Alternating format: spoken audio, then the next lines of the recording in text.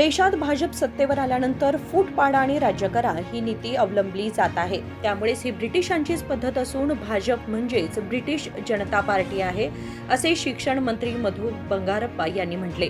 ते पुढे म्हणाले की सर्वांना रोजगार मिळावा या उद्देशाने माजी पंतप्रधान मनमोहन सिंग यांनी महात्मा गांधी राष्ट्रीय ग्रामीण रोजगार हमी योजना मनरेगा चालू केली। मात्र गोडसेची पूजा करणाऱ्या भाजपकडून देशाला काय मिळणार आहे हे त्यांनी सांगावे, असा सवालही त्यांनी उपस्थित केला। ನೀವು ಫುಲ್ ಹೆಸರು ಹೇಳ್ಕೊಟ್ಟು ನಿಮ್ ಬಾಯಿ ತುಂಬಾ ಖುಷಿ ಆದ್ರೆ ನೀವು ಹೇಳ್ಕೊಳ್ರಿ, ಮಹಾತ್ಮ ಗಾಂಧಿ ಅವ್ರನ್ನ ಕೊಂದಿರೋರ್ನ ಬಾಯಿ ತುಂಬಾ ನೀವು ಹೊಗಳ್ತೀರಿ ಅಂದ್ರೆ ಅದು ನಿಮ್ಮ ಆಸೆ। ಅದನ್ನು ಅಲ್ಲ, ನೀವ್ ಹೇಳಿದ್ರು ನನಗೆ ಗೊತ್ತಿಲ್ಲ, ನಾನು ಅಷ್ಟೊಂದು ತಲೆ ಕೆಡ್ಸ್ಕೊಳಕ್ ಹೋಗಿಲ್ಲ। ಮಹಾತ್ಮ ಗಾಂಧಿ ಮಾತ್ರ ನಾನು ತಲೆ ಕೆಡ್ಸ್ಕೊಳ್ಳೋದು। ದ್ವೇಷ ಭಾಷಣದ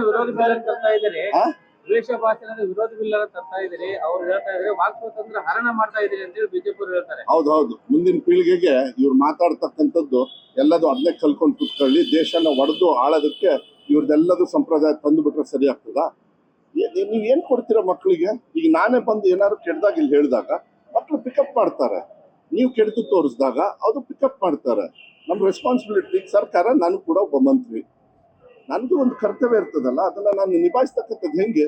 ಹಂಗೆ ಮನ್ಸಿಗೆ ಬಂದಂಗೆ ಭಾಷಣ ಮಾಡ್ಕೊಂತ ಕೂತ್ಕೊಳ್ಳಲ್ಲ, ಇದನ್ನ ನಿಲ್ಸ್ಬೇಕಾಗತ್ತೆ। ಅದು ಒಳ್ಳೇದೇ, ನಾನ್ ಕೇಳೋದು ಅದು ಬಹಳ ಸ್ಟ್ರಿಕ್ಟ್ ಆಗಿ ಮಾಡ್ಬೇಕಾಗ್ತದೆ। ಅದನ್ನ ಭಾವನಾತ್ಮಕ ಅಂತ ಹೇಳಿದ್ರಿ, ಇವತ್ತು ನಮ್ಮ ದೇಶದೊಳಗೆ ಅನಿವಾರ್ಯವಾಗಿ ಜನರು ಕೂಡ ಇದನ್ನ ತಿಳುವಳಿಕೆ ತಗೊಳ್ಬೇಕಾಗುತ್ತೆ।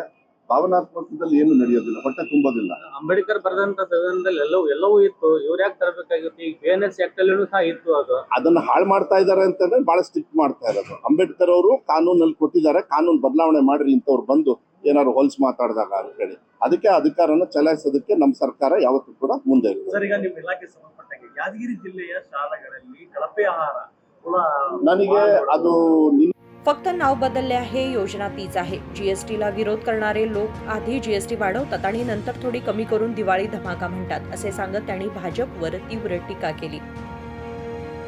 राजशेखर हिरेमठ, KMM मराठी, बेळगाव।